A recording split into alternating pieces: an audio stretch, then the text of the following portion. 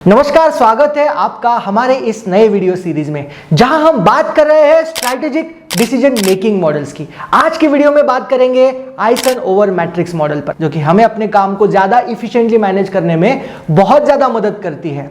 दोस्तों, हम अक्सर देखते हैं हम लाइफ में बहुत कुछ करना चाहते हैं, बहुत कुछ हासिल करना चाहते हैं, लेकिन कुछ ज्यादा नहीं कर पाते। अक्सर हमारे गोल में और रियलिटी में बहुत बड़ा गैप हमें दिखाई देता है। हर बार हम बोलते हैं भैया टाइम कहां पर है, क्योंकि टाइम, वक्त एक ऐसा रिसोर्स है जो सबके पास लिमिटेड है और इसीलिए वक्त को हमारे लाइफ में बहुत ज्यादा अहमियत दी गई है। सबके पास लिमिटेड टाइम है, सबके पास 24 आवर्स ही है। इस रिसोर्स को कौन कैसे यूज करता है उसी से हमारा फ्यूचर डिसाइड होता है, हमारे करियर का, हमारे बिजनेस का भविष्य तय होता है। तो चलिए आज एक ऐसे ही मॉडल के ऊपर बात करेंगे जिससे आप यूज करके एक रिसोर्स, आपका जो टाइम यानी वो जो रिसोर्स है सबसे इंपॉर्टेंट, उसको यूज करके आप लाइफ में ग्रो कर सकते हैं।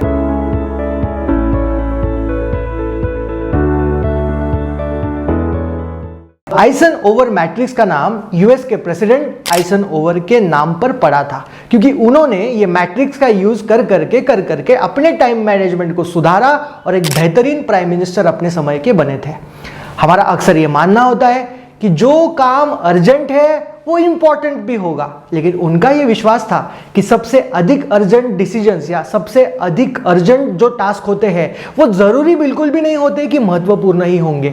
हमें ऐसा लगता है कि जो अर्जेंट है वो इंपॉर्टेंट भी होगा, लेकिन ऐसा बिल्कुल भी नहीं है। इसी मॉडल को समझने की कोशिश करते इसमें यही बताया गया है। तो सबसे पहले ना ये मैट्रिक्स को समझते हैं। ये जो मैट्रिक्स है 2x2 का मैट्रिक्स है, जिसमें हमारे सारे टास्क को 4 कैटेगरीज में डिवाइड किया है। हर एक कैटेगरी को कुछ ऑफिस और कुछ पर्सनल टास्क के एग्जाम्पल से आपको समझाने की कोशिश करूंगा, जिससे ये आपको और आसान लगे। तो सबसे पहला क्वाड्रेंट है अर्जेंट और इंपॉर्टेंट। एक एग्जाम्पल से समझते हैं। आपको एक ऑफिस का मेल आता है कि क्लाइंट आज शाम बजे मीटिंग को आने वाला है, उसका कुछ कस्टमर कंप्लेन है। अब ये टास्क अर्जेंट भी है क्योंकि आज ही मीटिंग है, और इंपॉर्टेंट भी है। अगर आपने ये कस्टमर का प्रॉब्लम सॉल्व नहीं किया तो प्रॉब्लम्स आ सकती है। तो ये अर्जेंट भी है, इंपॉर्टेंट भी है। एग्जाम्पल, आपका रेफ्रिजरेटर खराब हो गया है, गर्मी के दिन है, और ये टास्क अभी देखिए अर्जेंट भी है, लेकिन आपके पास कोई कूलिंग का ऑप्शन नहीं है, तो ये इंपॉर्टेंट भी है, गर्मी के समय पर आपका फ्रिज सही से रहना। तो ये सारे टास्क जो आते हैं ये पहले क्वाड्रेंट में आते हैं, इस प्रकार के सारे एग्जाम्पल। फिर आता है हमारा दूसरा क्वाड्रेंट, यानी important but not urgent. Important तो है लेकिन अर्जेंट नहीं है। मान लीजिए आपका ऑफिस में गोल है कि आपको नेक्स्ट ईयर तक प्रमोशन चाहिए। अब देखिए ये इंपॉर्टेंट है लेकिन अर्जेंट नहीं है, मतलब इस पे आप काम करते रहिए, तुरंत आप इसका कुछ नहीं कर सकते, अर्जेंसी इसमें कुछ ला नहीं सकते। बहुत सारे लोग आपके ऑफिस में आके बैठ जाते हैं, ये अभी बैठे हैं तो आप उनको इग्नोर नहीं कर सकते। ये अर्जेंट तो है लेकिन इंपॉर्टेंट नहीं है। तो इस प्रकार के सारे काम जो है ये इस कैटेगरी में आते हैं। अब देखिए, मान लीजिए आपका इलेक्ट्रिसिटी का बिल आपको भरना है, जो कि इंपॉर्टेंट है, लेकिन उसका डेडलाइन 15 दिन बाद है। तो ये क्या है, इंपॉर्टेंट है, अर्जेंट नहीं है। बहुत सारे आपके अंदर दिमाग में कुछ आइडियाज होते हैं जिसको इंप्लीमेंट करना होता है। अब ये अगर इंपॉर्टेंट है लेकिन आज अगर नहीं करेंगे तो भी चलेगा, तो ये इंपॉर्टेंट है लेकिन अर्जेंट नहीं है, तो इसको आपको डिले करना होता है, यानी आपको इसको शेड्यूल करना होता है कि हम इसको ये तारीख को करेंगे। उसके बाद क्वाड्रेंट आता है अर्जेंट है बट नॉट इंपॉर्टेंट है। मान लीजिए आप ऑफिस में बैठे हो और आपके सामने कोई आके बैठा है जिसका कोई काम नहीं है, बस आप गप्पे लड़ा रहे हो। ऐसे समय पर ये अर्जेंट है उससे बात करना, कि नहीं तो बुरा मान जाएगा, लेकिन ये इंपॉर्टेंट नहीं है। एग्जाम्पल के तौर पे आपके ऑफिस के कलीग ने आपको व्हाट्सएप पे मैसेज किया है कि कॉफ़ी की मशीन ख़राब हो गई है, इसका कुछ कीजिए। अब ये अर्जेंट है लेकिन ये अभी इतना इंपॉर्टेंट नहीं है। इंपॉर्टेंट कामों को फोकस करना ये बहुत ज़रूरी हो जाता है। ये क्वाड्रेंट हमें यही सिखाता है कि ये 4 क्वाड्रेंट्स में आप आपके टास्क सबसे पहले डाल दीजिए। और हमारा लास्ट वाला क्वाड्रेंट आता है नाइदर अर्जेंट नॉर इंपॉर्टेंट। आप बैठे बैठे मोबाइल पर है और एकदम से नोटिफिकेशन आ जाती है, नेटफ्लिक्स पर कोई नया मूवी आ रहा है। अब ये मूवी ना आपके इंटरेस्ट का है ना आप उसको देखना चाहते हो, लेकिन फिर भी आप उस पर नेटफ्लिक्स पे गए, थोड़ा बहुत सर्फिंग किया, तो ये अर्जेंट भी नहीं था, इंपॉर्टेंट भी नहीं था, आपने आपका समय, इंपॉर्टेंट समय वहां पर गवा दिया।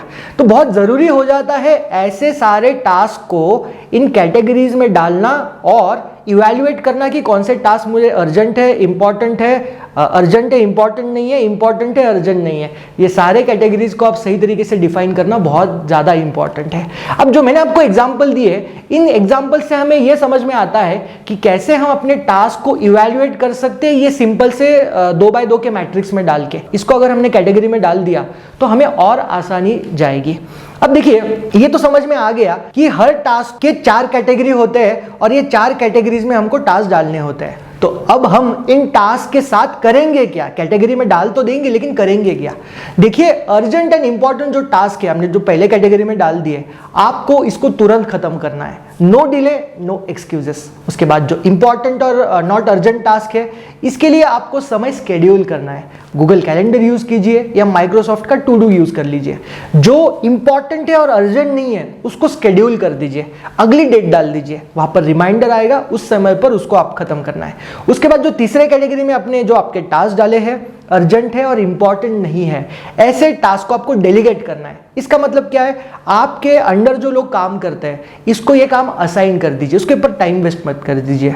और लास्ट वाली category, neither urgent nor important, ऐसे टास्क को आप इग्नोर कर दीजिए, इस पे ज्यादा आप डिस्ट्रैक्ट आपको नहीं होना है। ये क्लैरिटी अगर आपके लाइफ में आ गई तो फिर देखिए 24 आवर्स भी आपको ज्यादा लगने लगेंगे दिन के।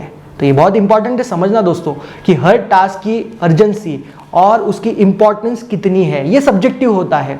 ये आपको डिसाइड करना होगा कि कौन सा काम आपके लिए इंपॉर्टेंट है और कौन सा अर्जेंट है। इसको कैटेगरी में अगर आपने डाल दिए तो सही तरीके से आप आपका प्रोडक्टिविटी बढ़ा सकते हैं। और एक तरीका जो वॉरेन बफेट सजेस्ट करते हैं, इनका ये कहना था कि सुबह जैसे हम ऑफिस में आते हैं तो सबसे पहले प्रायोरिटी ऑर्डर में सारे टास्क लिख लीजिए, जैसे आप टू डू लिस्ट में लिखते हो वैसे ही प्रायोरिटी में लिखना है। नंबर 1 प्रायोरिटी में कौन सा, फिर नंबर 2 में कौन सा, और फिर टॉप से चालू कीजिए।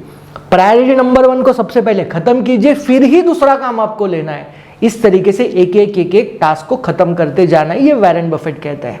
अब इन सारे स्ट्रैटेजीज का यूज करके आप आपके काम को इफिशिएंटली मैनेज कर सकते हैं, जिससे आपको ज्यादा माइलेज मिलेगा, टाइम का माइलेज, और इंपॉर्टेंट गोल अचीव करने में आपको और मदद मिलेगी। तो दोस्तों, आज की जो स्ट्रैटेजी थी आइसन ओवर मैट्रिक्स, उसको डेली रूटीन में इनकॉर्पोरेट कर दीजिए और देखिए कैसे ये आपकी प्रोडक्टिविटी को नेक्स्ट लेवल पर पहुंचाती है। आशा करता हूं आपको ये वीडियो अच्छा लगा होगा, पसंद आया होगा।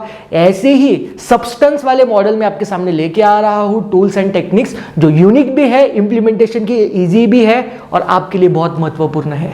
तो जुड़े रहिए इस वीडियो सीरीज में मेरे साथ और चैनल को सब्सक्राइब कीजिए और वीडियोस को ज़्यादा से ज़्यादा शेयर कीजिए। अगर कोई कॉर्पोरेट ट्रेनिंग की रिक्वायरमेंट है, आपके टीम को अगर कोई ट्रेनिंग देना है, तो नीचे दिए गए मेल आईडी पे मुझे मेल कीजिए। मैं आपके कंपनी में आ जाऊंगा आपके टीम मेंबर्स को गाइड करने के लिए। जय हिंद।